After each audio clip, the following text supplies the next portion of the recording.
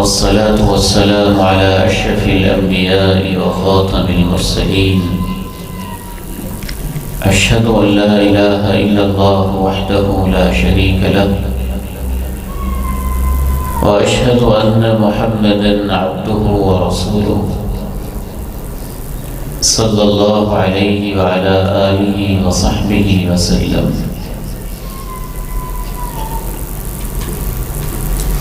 اللهم صل على محمد وعلى آل محمد كما صليت على إبراهيم وعلى آل إبراهيم إنك حميد مجيد. اللهم بارك على محمد وعلى آل محمد كما باركت على إبراهيم وعلى آل إبراهيم إنك حميد مجيد. رب اشرح لي صدري ويسر لي أمري واحلل عقدة من لساني يفقه قولي. اللهم آت نفسي تقواها وزكها فأنت خير من زكاها أنت وليها ومولاها. اللهم إني أسألك علما نافعا وعملا متقبلا ورزقا حلالا طيبا وشفاء من كل داء. اللهم طهر قلبي من النفاق وعملي من الرياء ولساني من الكذب وعيني من الخيانة، فإنك تعلم خائنة الأعين وما تخفي الصدور. أما بعد، فأعوذ بالله السميع العليم من الشيطان الرجيم من همزه ونفخه ونفثه. بسم الله الرحمن الرحيم. لقد كان لكم في رسول الله أسوة حسنة. وقال عز من قائل سبحانه وتعالى: قل إن كنتم تحبون الله فاتبعوني يحببكم الله ويغفر لكم ذنوبكم والله غفور رحيم.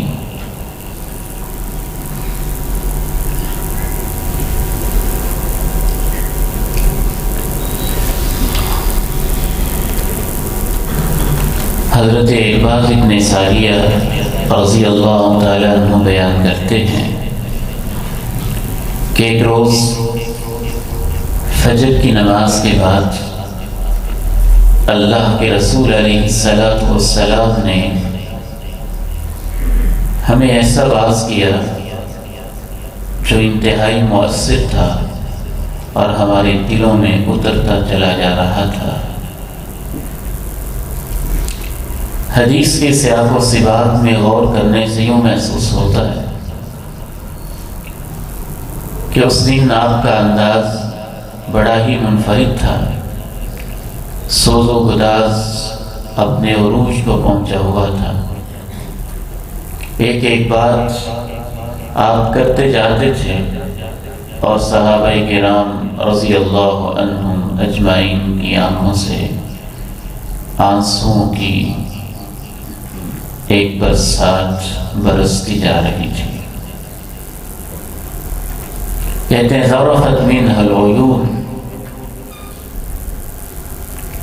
اجتماع میں جتنے لوگ تھے مسجد میں سب کی آنکھوں سے آنسو بہہ رہے تھے۔ ووجلت منها القلوب، اور دل اللہ کے خوف، اللہ کی جلال، اللہ کی عظمت سے بھرے بھرے تھے۔ ایک صحابی کھڑا ہوا، اس نے عرض کیا اللہ کے رسول صلی اللہ علیہ وسلم ان هذه موعظۃ مودع، آج جو آپ کا درس، آج جو آپ کی نصیحت، آج جو آپ کا واعظ اور بیان تھا، اس انداز سے لگ رہا تھا گویا کہ کوئی شخص الوداع ہوتے ہوئے کوئی پیغام دے رہا ہو. فماذا تعهد إلينا یا رسول اللہ، اے اللہ کے رسول صلی اللہ علیہ وسلم، آپ ہمیں خاص طور پہ کیا پیغام دینا چاہیں گے؟ تو آپ علیہ السلام نے پھر ایک جامع پیغام دیا. اوصیکم بتقوی اللہ، میں تمہیں یہ پیغام دینا چاہوں گا کہ ہمہ وقت اللہ کا خوف دل میں بسائے رکھنا، جہاں اللہ کا حکم ہو اسے کر گزرنا، جہاں سے اللہ روکتے ہیں وہاں سے رک جانا. والسمع والطاعہ، جو بھی تمہارا حکمران ہو اس کی بات سننا اور ماننا، چاہے وہ حکمران ایک حبشی غلام ہی کیوں نہ ہو. فَإِنَّهُ مَن يَعِشْ مِنكُمْ يَرَى اخْتِلَافًا كَثِيرًا، جو بھی تم میں سے لمبی زندگی پائے گا بہت سارے اختلاف دیکھے گا. پھر آپ نے فرمایا وَإِيَّاكُمْ وَمُحْدَثَاتِ الْأُمُورِ، دین کے اندر نئی نئی ایجاد شدہ چیزوں سے اپنے آپ کو بچا کے رکھنا، وہ سب کی سب گمراہی ہوتی ہیں. فمن ادرک ذلک منکم فعلیکم بسنتی وسنت الخلفاء الراشدین المہدیین عضوا علیہا بالنواجذ. جب لوگ مختلف راہوں پہ چل رہے ہوں، اختلافات میں بٹ چکے ہوں، معاشرے میں تم انتشار دیکھو، دائیں بائیں ہر ایک کو اپنی اپنی بات کرتے دیکھو، امت کو تم مختلف گروہوں میں تقسیم دیکھو، تو تم کیا کرنا؟ علیکم بسنتی وسنت الخلفاء الراشدین المہدیین عضوا علیہا بالنواجذ. تم لازماً یہ دیکھنا کہ میرا طریقہ کیا ہے، میری سنت کو پکڑ لینا، اور میری سنت کو میرے صحابہ ابو بکر و عمر، عثمان غنی، علی رضی اللہ تعالیٰ عنہم اجمعین، انہوں نے کیسے تھاما تھا، اس کے مطابق تم میری سنت کو تھام لینا. عضوا علیہا بالنواجذ، جس طرح سے کوئی انسان اپنے دانتوں کے اندر چیز مضبوطی سے لے لیتا ہے، پھر آخر والی داڑھوں تک اس کو لے جاتا ہے کہ کہیں کوئی مجھ سے کوئی چیز چھین کے نہ لے جائے، اور اس سے چمٹ جاتا ہے. تم اس طرح میری سنت، میرے طریقے کے ساتھ چمٹ جانا. اللہ کے نبی علیہ السلام کی سنت، آپ کے طریقے، آپ کے معمولات، آپ کی ڈیلی روٹین، آپ کی ڈیلنگز، آپ کے معاملات، آپ کے شب و روز، آپ کی صبح و شام، آپ کی دوپہریں اور راتیں، آپ کی خلوتیں اور جلوتیں، آپ کے غم اور سوز و گداز، آپ کی خوشیاں اور فرحت و مسرت کے لمحات، یہ سب کچھ اپنے اندر اتنی برکتیں سمیٹے ہوئے ہیں کہ جس کا ہم اندازہ بھی نہیں کر سکتے. قرآن مجید کی اس آیت کو ذرا میرے ساتھ توجہ سے سنیے گا، اور اس کے اندر غور و فکر بھی کیجیے. اللہ تعالیٰ کا کیا انداز ہے سمجھانے. یہ سورہ آل عمران ہے. اعوذ باللہ من الشیطان الرجیم قل ان کنتم تحبون اللہ فاتبعونی یحببکم اللہ ویغفر لکم ذنوبکم واللہ غفور رحیم.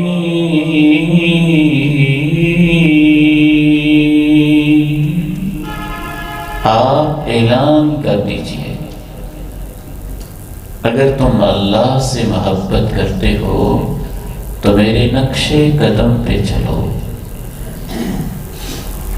اللہ تم سے محبت کرے گا اور تمہارے سب گناہوں کو تمہارے لیے معاف کر دے گا۔ اللہ کے بخشنے کی بھی کوئی حد نہیں ہے اور اس کی رحمت بھی مسلسل جاری رہتی ہے۔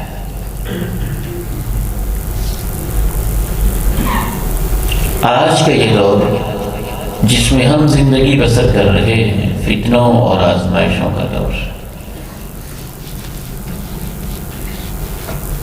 اس دور میں یہ دیکھنا کہ اللہ کے پیارے نبی علیہ السلام کی زندگی کیسے تھی، ایک بندہ مومن کا تو یہ سب سے عظیم اور سب سے محبوب مشغلہ ہونا چاہیے اور سب سے پسندیدہ کام ہونا چاہیے۔ اسی میں ہماری نجات ہے، اسی میں ہماری دنیا کی کامیابی ہے اور اسی میں ہماری آخرت کی کامیابی ہے۔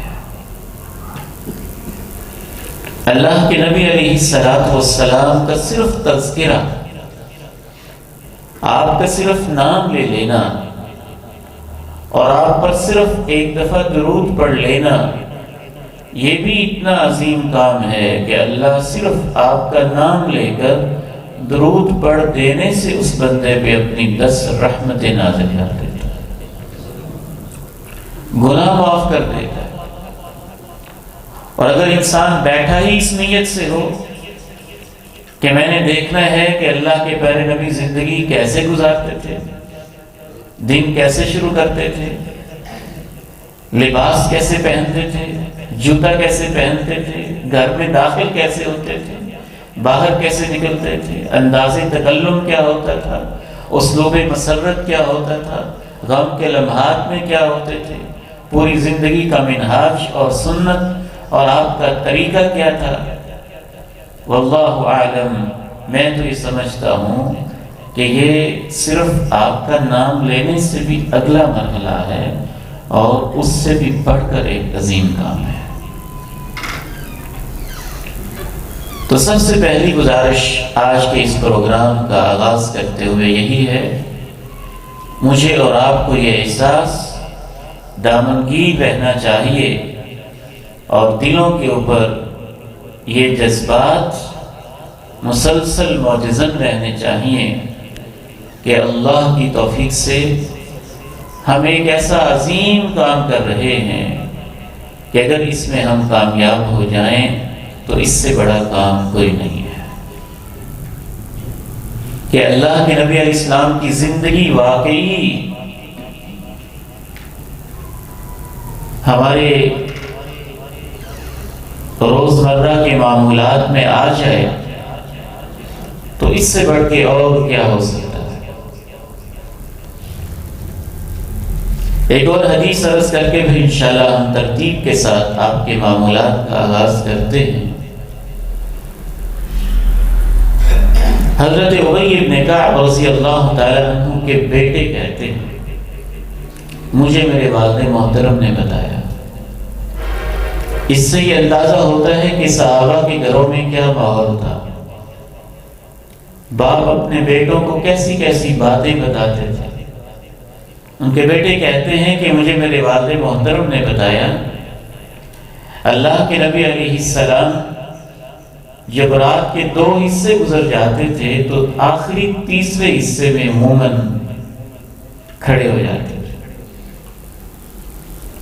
ایک روز آپ رات کے آخری پہر کھڑے ہوئے تو آپ نے کہا ایھا الناس، اور لوگوں اذکر اللہ، اللہ کو یاد کرو، اللہ کو یاد کرو۔ جاءت الرادفہ تتبعها الرادفہ، قیامت کا زلزلہ سروں پر ہے اور اس کے بعد دوسرا زلزلہ بھی منڈلا ہی رہا ہے۔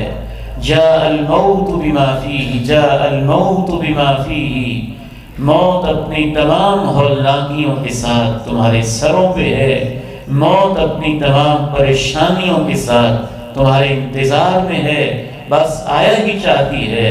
جناب ابی بن کعب اپنے بیٹے کو بتا رہے ہیں کہ بیٹا رات کا آخری پہر تھا، اللہ کے پیارے نبی علیہ السلام یہ اپنے صحابہ سے باتیں کر رہے تھے کہ میں نے اللہ کے پیارے نبی علیہ السلام سے عرض کی، اے اللہ کے پیارے نبی، انی اکثر الصلاۃ علیک، میں بہت زیادہ آپ پہ درود پڑھتا ہوں، فکم اجعل لک من صلاتی، بالخصوص اپنی دعاؤں میں آپ پہ جب درود پڑھوں تو کتنا حصہ آپ کے لیے رکھا کروں؟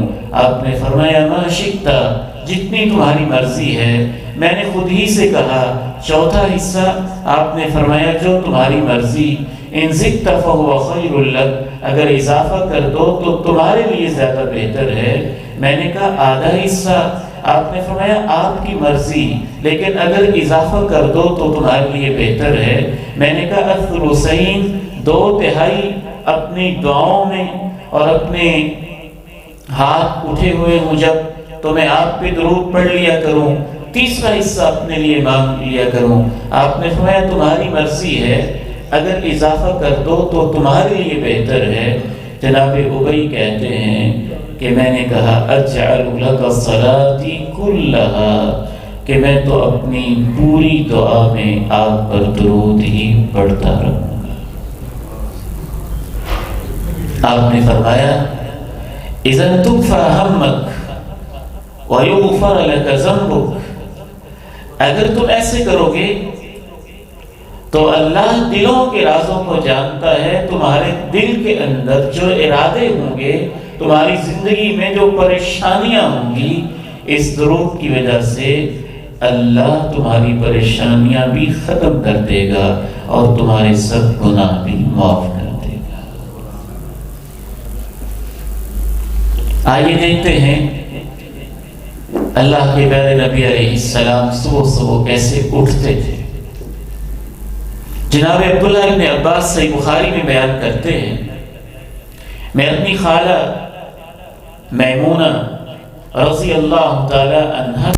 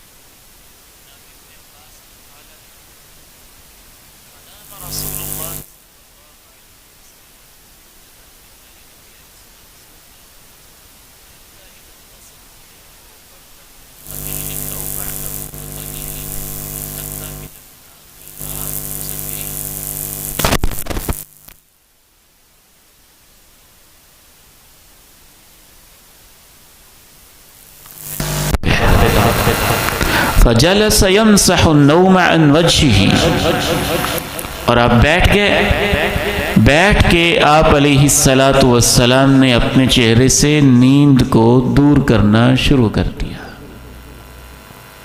اس حدیث سے پتہ چلا کہ اللہ کے پیارے نبی علیہ السلام کا جو دن شروع ہوتا تھا، جو آپ کے ڈیلی روٹین شروع ہو جاتی تھی، وہ آدھی رات کے بعد شروع ہو جاتی تھی، یعنی عشاء کے فوراً بعد آپ سو جاتے تھے اور عموماً آدھی رات کے بعد آپ اٹھ جاتے تھے۔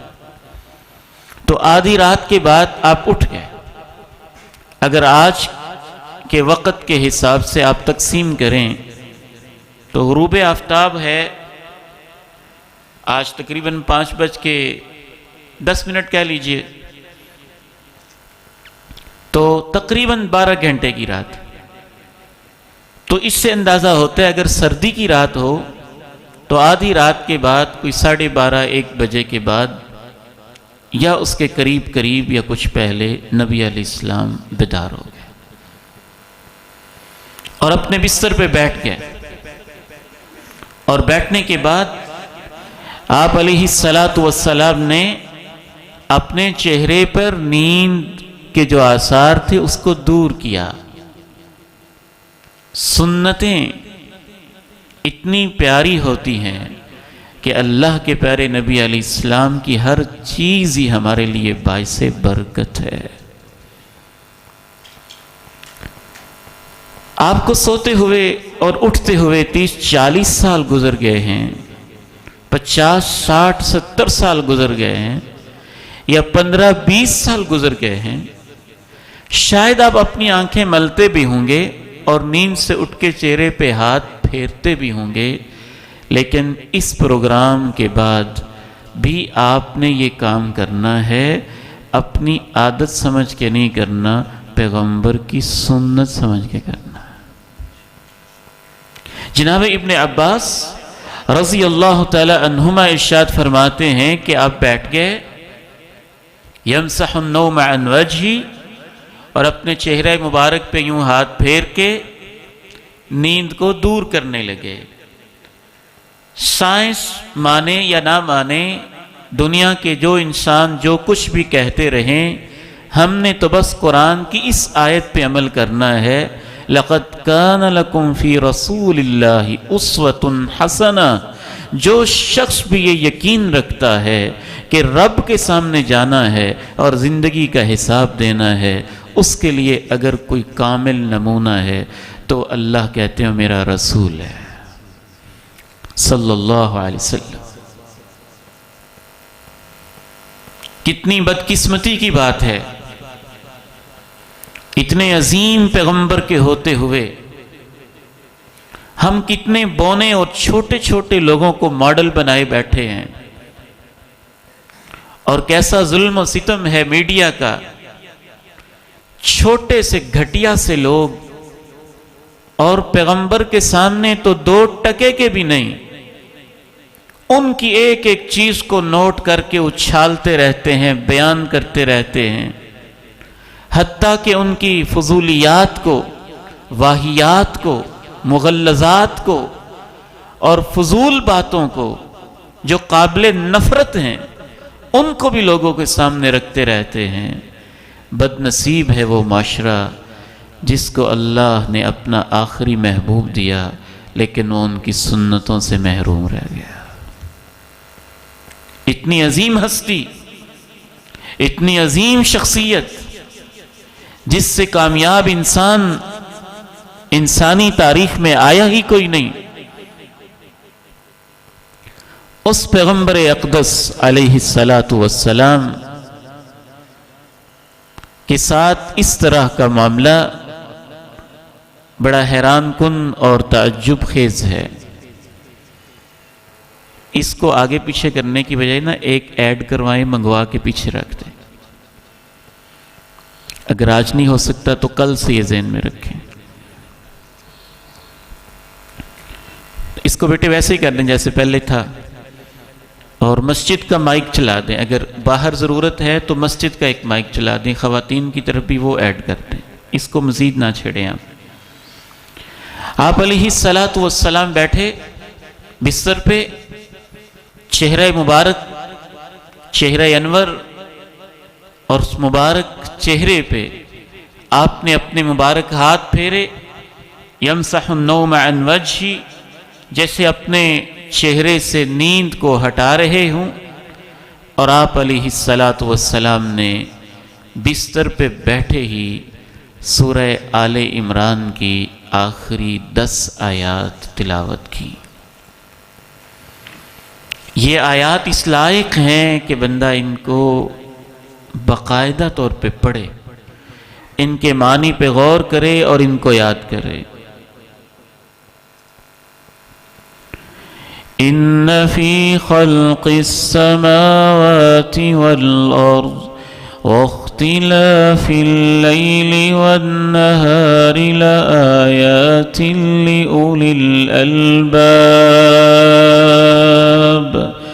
الذين يذكرون الله قياما وقعودا وعلى جنوبهم ويتفكرون في خلق السماوات والأرض ربنا ما خلقت هذا باطلا سبحانك فقنا عذاب النار ربنا إنك من تدخل النار فقد أخزيته وما للظالمين من أنصار۔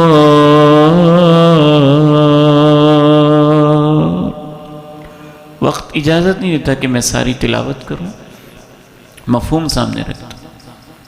آپ بیٹھے ہیں اور بیٹھتے ہی آپ نے یہ آیات پڑھی، زمین و آسمان کی تخلیق میں، دن رات کے آنے جانے میں یقیناً بڑی بڑی نشانیاں ہیں، لیکن ان لوگوں کے لیے جو سوچتے رہتے ہیں، غور و فکر کرتے رہتے ہیں۔ خصوصاً میں نے جب سے یہ حدیث پڑھی ہے، اس آیت میں جب میں غور کرتا ہوں تو میرا ذہن بہت دور دور تک چلا جاتا ہے۔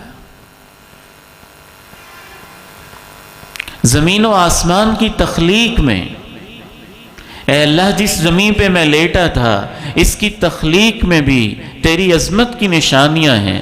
جس آسمان کے چھت کے نیچے میں نے رات گزاری ہے، اے اللہ اس میں بھی تیری عظمت کی نشانیاں ہیں۔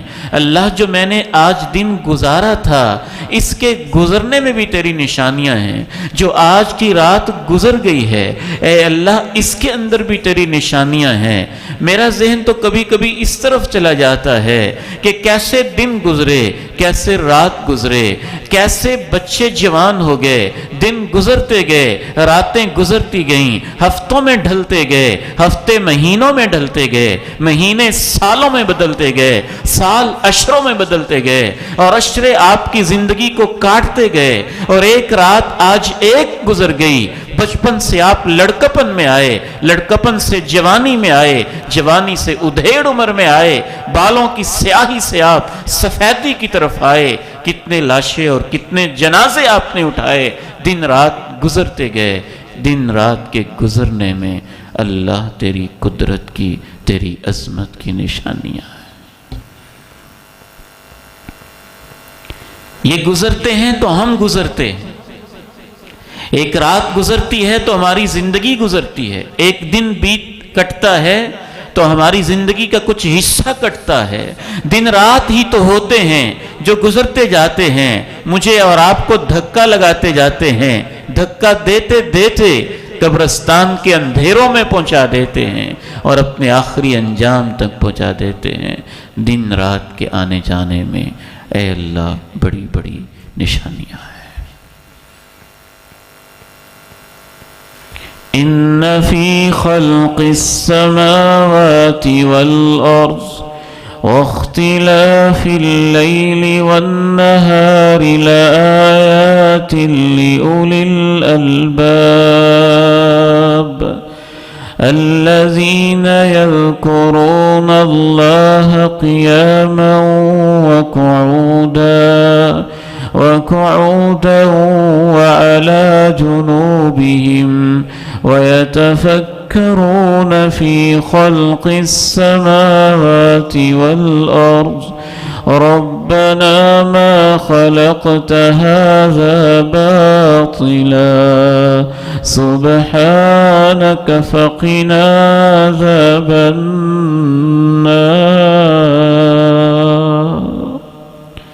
اللہ یہ زمین بے مقصد تو نہیں ہے، یہ آسمان بے مقصد تو نہیں ہے، دن رات کے آنے جانے کا نظام بے مقصد تو نہیں ہے، یہ میری زندگی کٹنے والی بے مقصد تو نہیں ہے، یہ گزرنے والے دن رات بے مقصد تو نہیں ہیں۔ اے اللہ جو بے مقصد سمجھ کے زندگی اپنی ضائع کر بیٹھتے ہیں اور پھر جہنم کا ایندھن بن جاتے ہیں، اللہ وہ بڑے ذلیل ہو جاتے ہیں۔ اے اللہ تو ہمیں ان لوگوں میں شامل نہ کرنا۔ ربنا إنك من تدخل النار فقد أخزيته وما للظالمين من أنصار ربنا إننا سمعنا مناديا ينادي للإيمان أن آمنوا بربكم فآمنا ربنا فاغفر لنا ذنوبنا وكفر عنا سيئاتنا وتوفنا مع الأبرار.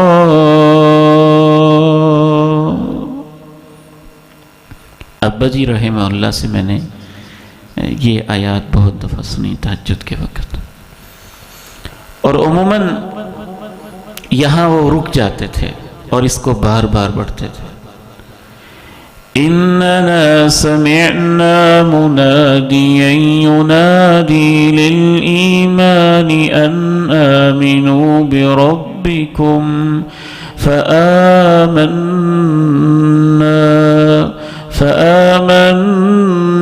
فاغفر لنا ذنوبنا وكفر عنا سيئاتنا وتوفنا مع الأبرار.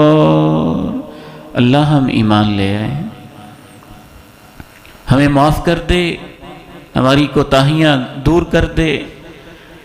ہم نے مرنا تو ہے ایک دن، لیکن جب ہماری موت کا وقت آئے تو ہمیں مرنے کے بعد نیک لوگوں کے ساتھ شامل کر دینا.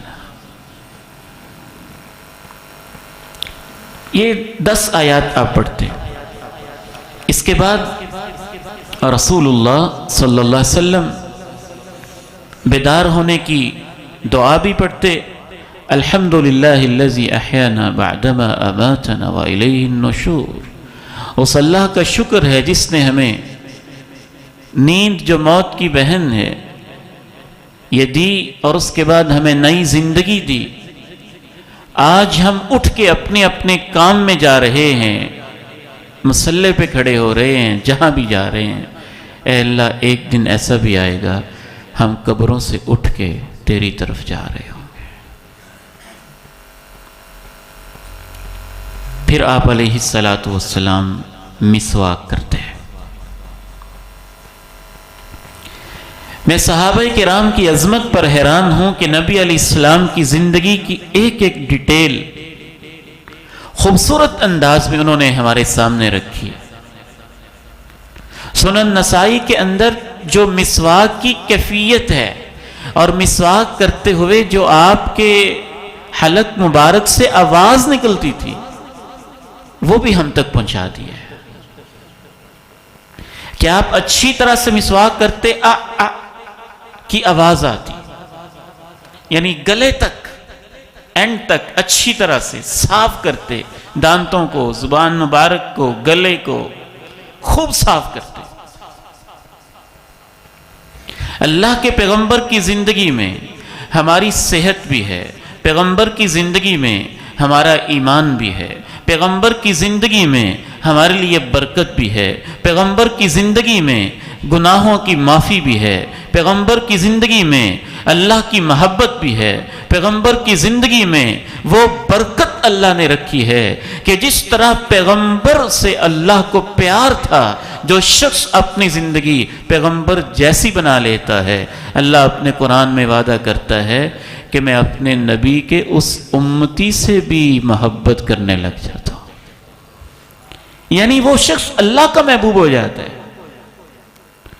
قل ان کنتم تحبون اللہ فاتبعونی یحببکم اللہ فاتبعونی یحببکم اللہ ویغفر لکم ذنوبکم. میرے پیچھے پیچھے چلو، اے میرے پیغمبر ان سب کو کہہ دو اگر تم اللہ سے محبت کرنا چاہتے ہو تو میرے پیچھے پیچھے آؤ.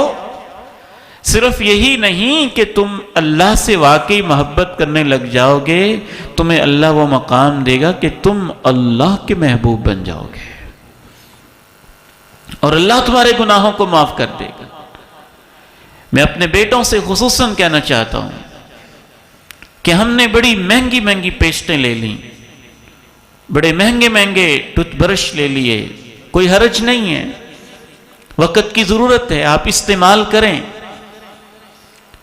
لیکن مسواک، کسی بھی درخت کی لکڑی، اس کو چبانا، اس سے دانتوں کو صاف کرنا، اس کو گلے تک اچھی طرح سے اپنے منہ کے اندر اس کی منہ کی صفائی کرنا،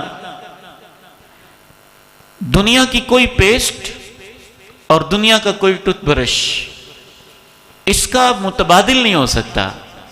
سنت سنت ہی ہے، آپ پیسٹ یوز کریں، کوئی حرج نہیں ہے، گناہ نہیں ہے، جو بھی آپ کو لیے سوٹیبل ہے، لیکن مسواک کو سنت سمجھ کے، پیغمبر کی ادا سمجھ کے، پیغمبر کا انداز سمجھ کے اپنے پاس رکھیں، اپنے گھر میں رکھیں، اس کو استعمال کریں، انشاءاللہ تعالی اللہ کے فضل سے آپ کو 2 انعامات ملیں گے۔ منہ کی صفائی بھی اس جیسی کسی چیز سے نہیں ہوگی، اور اس سے تو اللہ راضی بھی ہو جائے گا کہ میرا بندہ میرے پیغمبر کی سنت پہ عمل کر رہا ہے۔ میرے دانتوں میں ایک دفعہ تکلیف تھی، ہم سستی کر جاتے نا۔ اصل اس پروگرام کا سب سے پہلا مقصد اللہ جانتا ہے یہ ہوتا ہے کہ خود میں اپنی اصلاح کرنا چاہتا ہوں، کہ جو کمی ہے، جو کوتاہی ہے، جو غفلت ہے، اس کو دور کیا جائے، مزید سنتوں کے قریب ہوا جائے۔ تو دانتوں میں تکلیف ہوئی، سستی ہو رہی تھی، مسواک کی سنت میں ایک ڈینٹسٹ کے پاس گیا، دوست نے مجھے شرمندہ کیا یہ کہہ کے کہ آپ کو دانتوں میں تکلیف ہو رہی ہے، لگتا ہے کہ آپ مسواک کی سنت بھولے ہوئے ہیں۔ اللہ کی توفیق سے دوبارہ اس سنت پہ عمل شروع کیا، اور اللہ نے بڑی عافیت دی۔ سنت میں برکت ہی برکت ہے، یہ ایک نیچرل چیز ہے، قدرتی چیز ہے، اور مسواک کی سنت سے اللہ کے پیارے نبی علیہ السلام کو اس قدر محبت تھی کہ آپ وضو کرتے تھے تو مسواک کرتے تھے، نماز سے پہلے مسواک کرتے تھے، رات کو سونے سے پہلے مسواک کرتے تھے، اٹھ کر مسواک کرتے تھے، گھر میں داخل ہوتے تھے تو سب سے پہلا کام مسواک کرتے تھے۔ آپ تو اللہ کے پاس جب جا رہے تھے اور اللہ کے پاس الوداع ہو رہے تھے، زندگی کے آخری لمحات گزار رہے تھے، جناب عبد الرحمن ابن عوف آئے، مسواک کر رہے تھے، تو اللہ کے پیارے نبی علیہ السلام نے ٹکٹکی باندھ کے ان کی مسواک کی طرف، عبد الرحمن ابن عوف کی طرف دیکھنا شروع کر دیا۔ ماں جی عائشہ کہتی ہیں میں پہچان گئی کہ کمزوری بڑی ہے، کہہ نہیں پا رہے، آپ مسواک کرنا چاہتے ہیں۔ میں نے مسواک لی، میں نے اس کو چبایا، اس کو نرم کیا، اور اللہ کے پیارے نبی علیہ السلام کو دیا۔ جناب سیدہ عائشہ ماں جی کہتی ہیں یہ اللہ نے مجھے اعزاز دیا کہ جب پیغمبر دنیا سے جا رہے تھے تو اللہ نے میرے لعاب کو پیغمبر کے لعاب کے ساتھ اکٹھا کر دیا تھا، یعنی انہوں نے مسواک چبا کے دیا تھا نا، تو پیغمبر نے پھر، آپ علیہ السلام نے پھر وہی مسواک کیا۔ آپ نے یہاں تک کہا لولا ان اشق علی امتی لامرتهم بالسواک، اگر مجھے اپنی امت کے لیے یہ مسئلہ نہ ہوتا کہ میری امت کو مشقت ہوگی، یہ ہر جگہ کیسے کہاں مسواک ڈھونڈتے پھریں گے، تو میں حکم دے دیتا کہ ہر وضو کے ساتھ، ہر نماز کے ساتھ مسواک کیا کرو۔ آپ حکم دیتے تو فرض ہو جاتا، تو پھر امت میں مشقت ہوتی، آپ نے حکم نہیں دیا، آپ مسواک کرتے۔ رسول اللہ صلی اللہ علیہ وسلم کی سنت مبارکہ، جب آپ نیند سے بیدار ہوتے تو آپ علیہ السلام نے ارشاد فرمایا اذا استيقظ احدكم من منامه فليستنثر ثلاثا فان الشيطان يبيت على خيشومه، جب تم میں سے کوئی شخص نیند سے بیدار ہو تو 3 دفعہ اپنے ناک کو جھاڑ لیا کرے، کیونکہ شیطان ناک کے نتھنے اور ناک کے ایک بانسے کے اوپر رات گزارتا ہے۔ اکثر محدثین کے نزدیک اس سے مراد یہ ہے کہ وضو کے وقت ناک کو جھاڑے، لیکن اس روایت کے ظاہری الفاظ اور ہم نے ابا جی رحمہ اللہ سے جو تربیت پائی، واللہ عالم، جب بھی وہ ہمیں نیند سے اٹھاتے تو ان کا انداز یہ ہوتا تھا کہ بیٹے اٹھ جائیں، پیار سے کہا اٹھ جائیں۔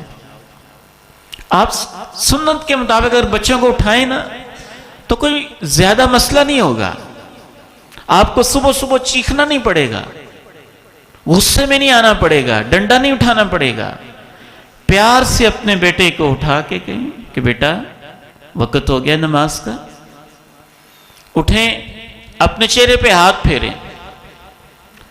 ظاہر ابو سر پہ گڑا ہے تو بچہ اپنے چہرے پہ ہاتھ پھیرے گا، جب وہ چہرے پہ ہاتھ پھیرے گا تو اس سنت پہ عمل کی برکت سے انشاءاللہ بہت سارے نیند کے آثار ختم ہو جائیں گے۔ پھر آپ اس سے کہیں بیٹا ناک جھاڑیں تو ناک کو 3 دفعہ جھاڑ لے، 3 دفعہ بیٹے ناک کو جھاڑیں، 3 دفعہ ناک کو جھاڑ لیا، بیٹے دعا پڑھیں، الحمدللہ الذی احیانا بعدما اماتنا والیہ النشور، اس دعا کو آپ ریپیٹ کریں۔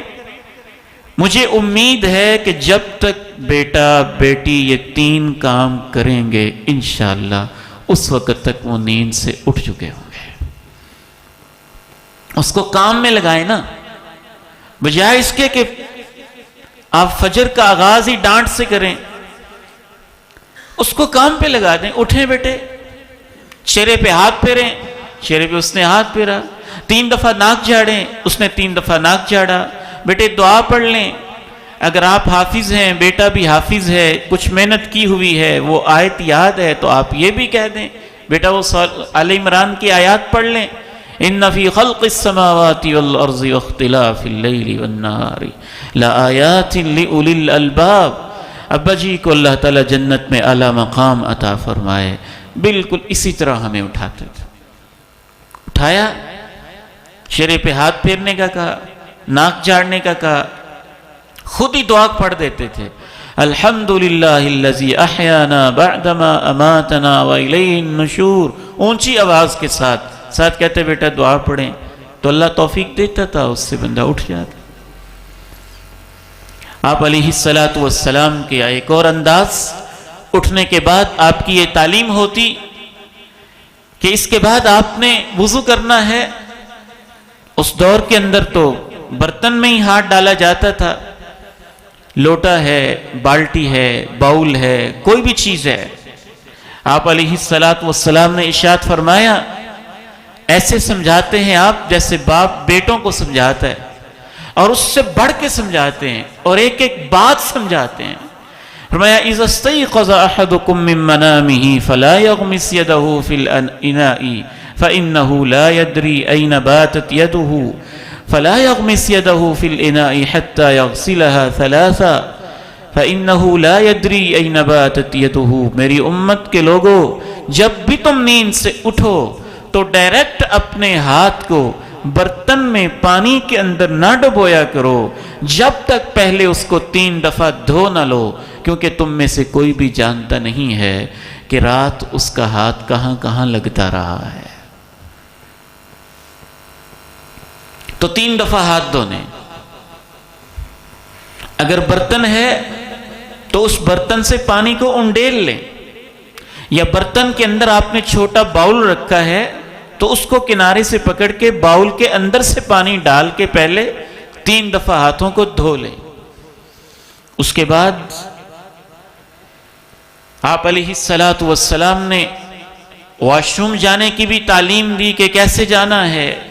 آپ علیہ السلام کی تعلیمات کے مطابق قضاء حاجت کے لیے اگر خاص جگہ بنی ہوئی ہے تو اس میں داخل ہوتے وقت پہلے بایاں پاؤں رکھنا ہے، پھر دایاں پاؤں رکھنا ہے، اور یہ دعا پڑھنی، اللہم انی اعوذ بک من الخبث والخبائث، اے اللہ ناپاک قسم کے جن اور ناپاک قسم کی جنات مادہ سے میں تیری حفاظت میں آتا ہوں۔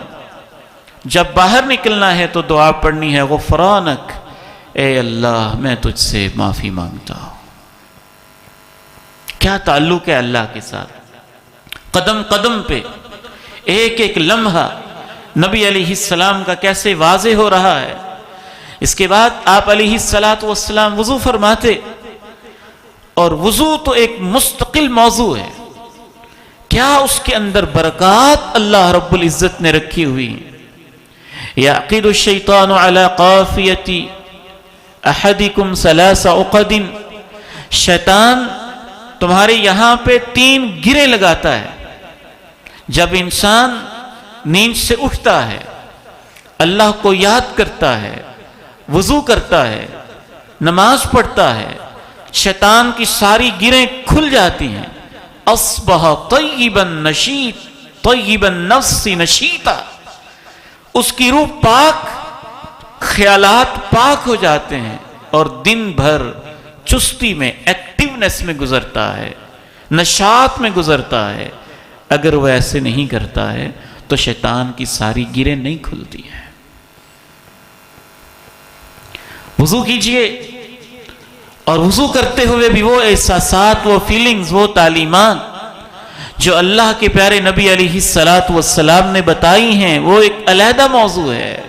خصوصاً سردیوں کے اندر وضو کرنا، کیسے اس سے درجات بلند ہوتے ہیں، کیسے گناہ مٹتے ہیں، کیسے آنکھوں کی پلکوں سے گناہ جھڑتے ہیں، کیسے ہاتھوں سے ناخنوں کے نیچے سے گناہ جھڑتے ہیں، کیسے سر پہ مسح کرتے ہوئے خیالات کے گناہ جھڑتے ہیں، کیسے پاؤں دھوتے ہوئے قدموں کی آہٹوں اور غلط چال کے بھی گناہ دھلتے ہیں۔ انسان ان احساسات کو یاد کرے تو وضو بھی ایک عظیم قسم کی عبادت اس کے لیے بن جاتی ہے، پاکیزگی کا ذریعہ بن جاتی ہے۔ وضو کی سنتیں سیکھیں۔ ہمارے بھائی جان اللہ تعالیٰ ان کی حفاظت فرمائے، فجر کی نماز کے بعد دروس میں تفصیل کے ساتھ یہ چیزیں بیان کر رہے ہیں، اور کوشش کیجئے کہ ان چیزوں کو سیکھیں علماء سے۔ وضو کے بعد یہ دعا، اشہد ان لا الہ الا اللہ وحدہ لا شریک لہ واشہد ان محمدا عبدہ ورسولہ، اور بھی دعائیں ہیں۔ خصوصاً اس دعا کے بارے میں آتا ہے کہ جو یہ دعا پڑھ لیتا ہے، اللہ اس کے لیے جنت کے 8 دروازے کھول دیتا ہے، جہاں سے چاہے داخل ہو جائے۔ اس کے بعد نبی علیہ السلام تہجد پڑھتے تھے، 13 رکعت، 11 رکعت، 2 رکعتیں پڑھتے، سلام پھیر دیتے، پھر 2 رکعتیں پڑھتے، سلام پھیر دیتے، پھر 2 رکعتیں پڑھتے، سلام پھیرتے، پھر 2 رکعتیں پڑھتے، سلام پھیرتے، پھر 2 رکعتیں پڑھتے، سلام پھیرتے۔ عموماً اس انداز سے 10 رکعت پڑھ کے آخر میں ایک وتر پڑھ دیتے۔ کبھی کبھی تہجد کی نماز شروع کرنے سے پہلے آپ ہلکی پھلکی 2 رکعت مختصر سی پڑھتے، وہ ملا کے 13 ہو جاتی۔ کبھی کبھی نبی علیہ السلام وتر کے بعد بھی 2 بیٹھ کے مختصر رکعت پڑھ دیتے، وہ ملا کے 15 ہو جاتی، اور بڑی خوبصورتی کے ساتھ پڑھتے۔ اللہ کے پیغمبر علیہ السلام کی زندگی میں جتنے غم اور دکھ تھے، شاید انسانی تاریخ میں اتنے غم اور دکھ کسی کو نہیں پہنچے ہوں گے۔ کوئی معمولی بات نہیں ہے، مکی زندگی ہے۔ جو ایمان لاتا ہے، آپ کی آنکھوں کے سامنے اس کو پکڑ کے گھسیٹا جاتا ہے، گلے میں رسے باندھے جاتے ہیں اور کھینچا جاتا ہے۔ خصوصاً غلاموں کو، کمزوروں کو، اپنے دوستوں کو، اپنے ماننے والوں کو ایسے دیکھنا کوئی آسان منظر نہیں ہوتا۔ ایک درد دل رکھنے والے عظیم پیغمبر کے لیے ساحر کہا جاتا ہے، مجنوں کہا جاتا ہے۔ سارے خاندان کے لوگ ایک ایک کر کے مخالف ہوتے جاتے ہیں، آوازیں کسے جاتے ہیں، پتھر مارے جاتے ہیں، ایڑیاں لہو لہان کی جاتی ہیں۔ اتنے غم، اتنے دکھ۔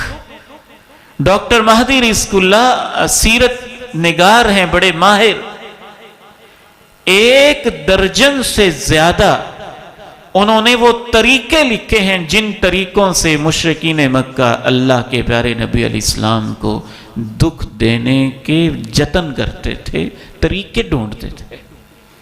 ایسے بھی دکھ دینا ہے، ایسے بھی دینا ہے، ایسے بھی دینا ہے، ایسے بھی دینا ہے۔ ان حالات میں اللہ نے ایک ہی بات کہی تھی، یا ایھا المزمل قم اللیل الا قلیلا نصفه او انقص منه قلیلا او زد علیہ ورتل القرآن ترتیلا إنا سنلقي عليك قولا ثقيلا إن ناشئة الليل هي أشد وطئا وأقوم قيلا إن لك في النهار سبحا طويلا۔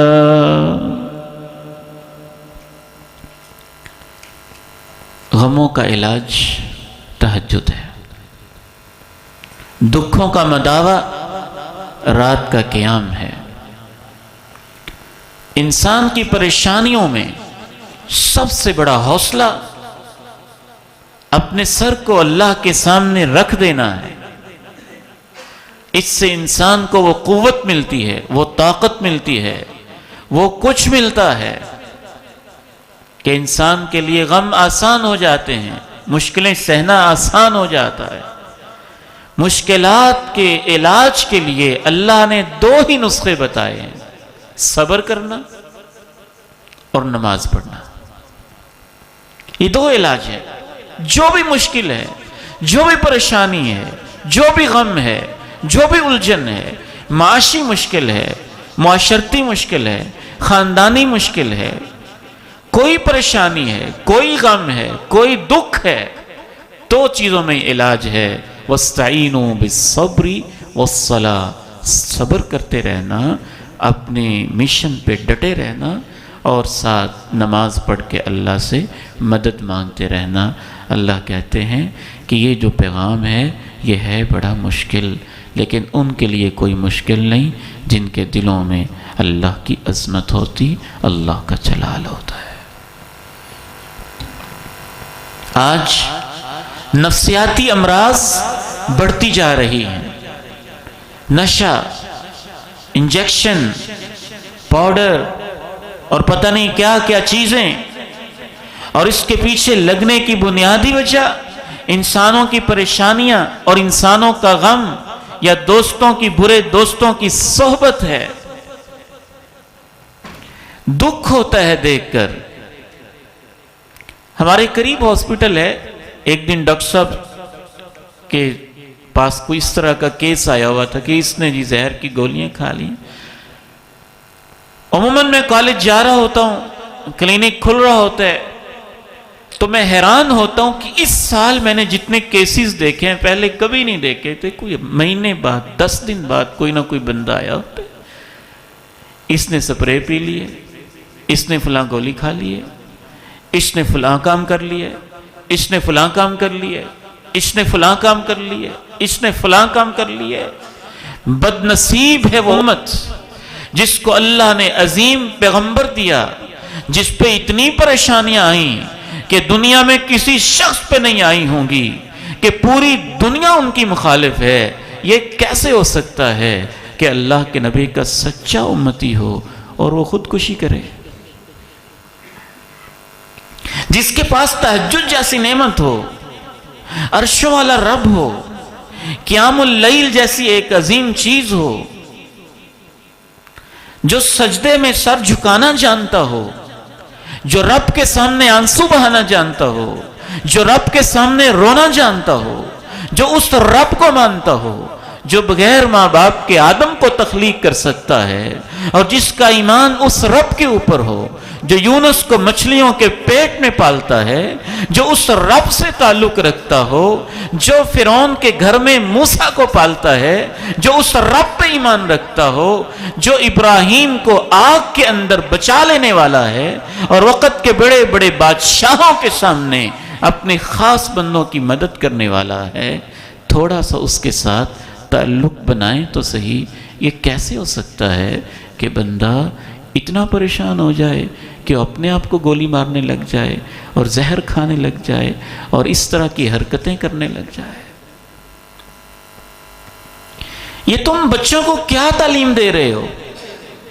ایک ایسی تعلیم کہ جس میں بچے کے لیے دنیا کو اتنا بڑا بنا دیا جاتا ہے کہ اگر چند نمبر اس کے کم آئے ہیں تو وہ اس چند نمبروں کی کمی کے اوپر ریل کی پٹڑی پہ سر رکھ کے اپنے آپ کو کچل دیتا ہے.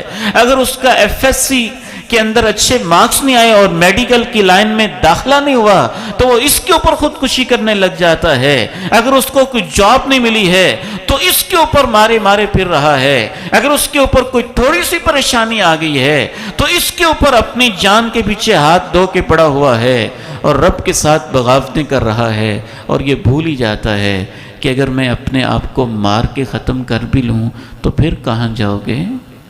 بچ جاؤ گے. جو انسان جس طریقے سے اپنے آپ کو مارتا ہے اللہ کے پیارے نبی کہتے ہیں قیامت والے دن ہمیشہ اس کو وہی عذاب ہوتا رہتا ہے. وہ زہر ہی پیتا رہے گا، وہ چوہے مار گولیاں ہی کھاتا رہے گا، وہ اپنے سر کو کچلتا ہی رہے گا، وہ اپنے آپ کو گولیاں ہی مارتا رہے گا، وہ اپنے ساتھ یہی انداز رکھے گا. پیغمبر کی زندگی کو سمجھے تو صحیح، آپ کے قریب آ کے دیکھے تو صحیح. دنیا کے نفسیات کے ماہرین آپ کو وہ علاج نہیں بتا سکتے ہیں جو اللہ کے پیارے نبی علیہ السلام نے بتایا ہے. انسان اور بندہ مومن کے غموں کا علاج اللہ نے قیام اللیل میں رکھا ہوا ہے. اگر آپ کا اللہ کے ساتھ تعلق مضبوط نہ ہو تو اتنے بڑے بڑے کام پیغمبر علیہ السلام نے جو کیے ہیں نا اس کے پیچھے بنیادی کنیکشن تو یہی ہے، اللہ کے ساتھ تعلق ہے. تو آدھی رات کے بعد آپ اٹھ کے جو نیند کی ساری سنتیں ہیں وہ آپ نے سمجھ لیں، اس کے بعد نبی علیہ السلام تہجد پڑھتے اور آپ علیہ السلام پھر تہجد میں جو اللہ سے باتیں کرتے وہ کمال کی بات ہے. ان میں سے ایک ایک دعا اس لائق ہے کہ بندہ اس کو یاد کرے اور اپنی زندگی کا حصہ بنائے. آپ کبھی اس طرح سے تہجد شروع کرتے اللہم لک الحمد انت قیم السماوات والارض ومن فیہن. اللہ سب تعریفیں تیری ہیں، زمین و آسمان کے تمام انتظام کو سنبھالنے والا تو ہے. زمین و آسمان کے اندر جو مخلوقات ہیں ان کو سنبھالنے والا بھی تو ہے. وَلَكَ الْحَمْدُ أَنْتَ نُورُ السَّمَاوَاتِ وَالْأَرْضِ. اللہ تعریفیں تیری ہیں، زمین و آسمان کا نور تو ہے. وَلَكَ الْحَمْدُ أَنْتَ مَلِكُ السَّمَاوَاتِ وَالْأَرْضِ. اللہ تعریفیں تیری ہیں، زمین و آسمان کا بادشاہ تو ہے. وَلَكَ الْحَمْدُ. اللہ تعریفیں تیری ہیں. وَعْدُكَ الْحَقُّ. تیرے وعدے سچے ہیں. وَلِقَاؤُكَ الْحَقُّ. تجھ سے ملاقات بھی برحق ہے. وَقَوْلُكَ الْحَقُّ. تیری باتیں بھی سچی ہیں. وَالْجَنَّةُ حَقٌّ. جنت بھی سچی ہے. وَالنَّارُ حَقٌّ. جہنم بھی سچی اور برحق ہے. وَالنَّبِيُّونَ حَقٌّ. نبیوں کا آنا بھی برحق ہے. اللہ تیرے سارے وعدے سچے ہیں. وہ ایک علیحدہ موضوع ہے، اگر اس کو شروع کیا جائے تو بہت طویل ہو جائے گا. آخری چند منٹ کے اندر میں بات کو سمیٹتے ہوئے صرف یہ کہنا چاہتا ہوں کہ ہم نے جو یہ سمجھا ہوا ہے نا کہ تہجد تو بابے پڑھتے ہیں جن کی داڑیاں سفید ہوتی ہیں، کمریں جھک جاتی ہیں تو پھر وہ تہجد پڑھتے ہیں. ایسے نہیں، تہجد کے مزے تو جوانیوں میں آتے ہیں.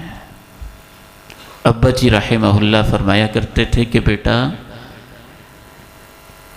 جب جوانی تھی اگلی عمر تھی. جوانی کا لفظ وہ استعمال نہیں کرتے، کہتے جب اگلی عمر تھی تو اگلی عمر میں سجدے کے اندر اتنی لذت نہیں آتی تھی اور اب لذت بڑی آتی ہے اور اب لمبا سجدہ ہوتا نہیں ہے.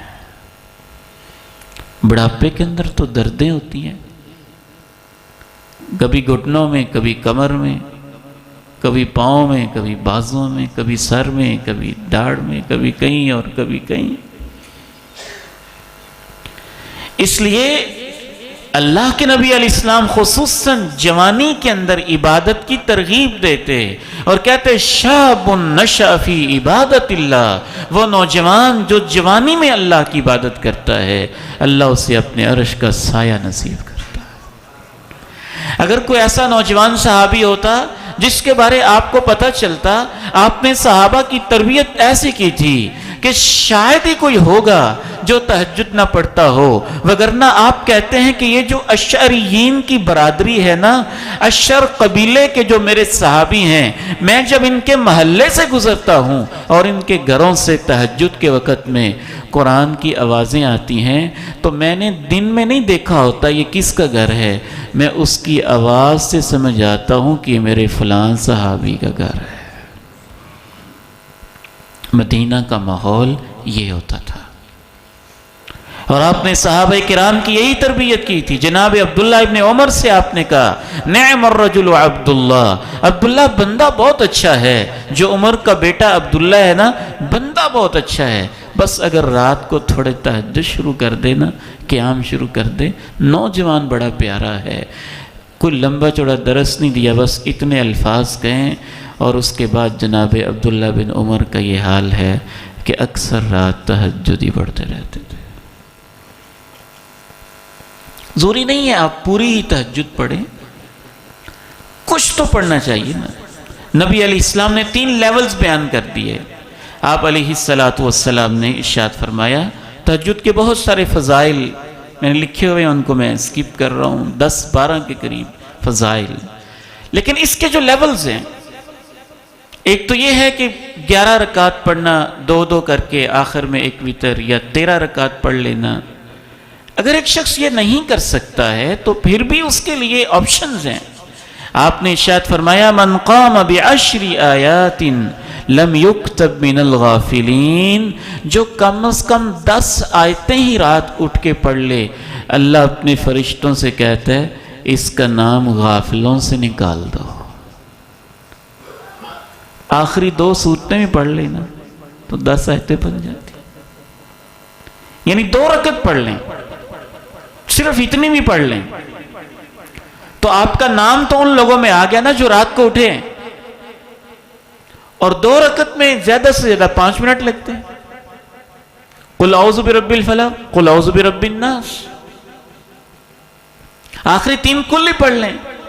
پہلی رکعت کے اندر الاخلاص اور فلق پڑھ لیں، دوسری رکعت کے اندر الناس پڑھ لیں۔ تو اتنا بھی انسان کام کر لینا تو اللہ کے پیارے نبی علیہ السلام فرماتے ہیں جو 10 آیتیں پڑھ لیتا ہے اللہ اس کا نام غافلوں سے نکال دیتا ہے۔